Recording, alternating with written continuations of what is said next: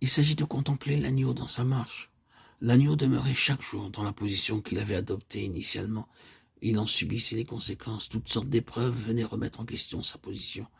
Il fut éprouvé par le monde, et quand j'emploie ce mot, je ne désigne pas seulement la sphère d'activité où les gens se meuvent, mais l'esprit de ce monde, ses idées, ses conceptions et ses maximes tellement contraires à la pensée du Seigneur. Le prince de ce monde se fait le porte-parole des principes qui le régissent, en proposant à Jésus de lui donner tous les royaumes de ce monde si celui-ci se prosterne devant lui et l'adore. Parlons maintenant de l'esprit de compromis. Si seulement tu voulais rabaisser un peu tes exigences et laisser tomber tes principes rigoureux et absolus, si seulement tu faisais un tout petit compromis, tu pourrais retirer tellement plus d'avantages. Ne sois pas si extrême, si absolu, si entier.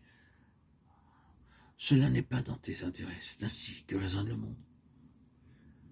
L'agneau s'est sans arrêt heurté à cela. Il a été mis à l'épreuve par l'esprit du monde et sa philosophie qui est diamétralement opposée à l'esprit de l'agneau. Il fut éprouvé par les puissances du mal. Bien souvent, les forces magnifiques nous agressent directement, sans se servir des hommes ou des circonstances. C'est comme si elles se ruaient sur nous indépendamment des hommes ou des éléments extérieurs, et nous avons l'affreuse sensation que le mal se déchaîne. On a l'impression que ces puissances du mal ont pénétré au-dedans de soi.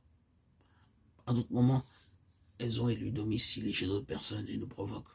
Toujours est-il qu'elles semblent agir maintenant dans notre être intérieur. Chrétien, vois-tu comment elles œuvrent en toi? Oui, je le constate. C'est l'impression que cela me fait. Je ne parle pas ici de possession démoniaque chez les chrétiens, mais parfois il semble que ces puissances exercent leur emprise sur les parties vitales de notre être.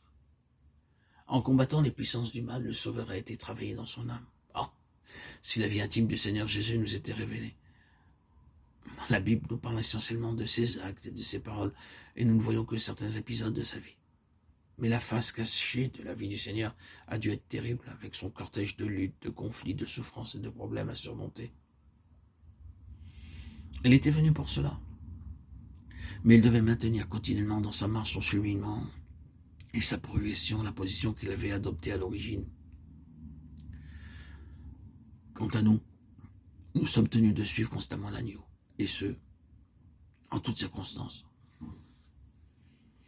Dieu merci, frères et sœurs en Christ bien-aimés, gloire à Dieu.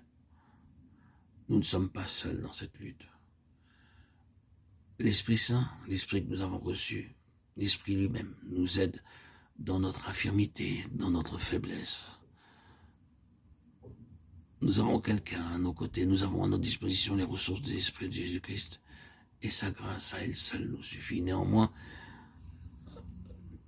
il faut bien le reconnaître, le combat est parfois rude. Je veux parler ici de ce renoncement à nous-mêmes et du don de notre vie. Rappelons-nous, ils suivent l'agneau partout où il va. Gardons cela à l'esprit, car c'est ainsi qu'il faut marcher pour triompher de toute épreuve.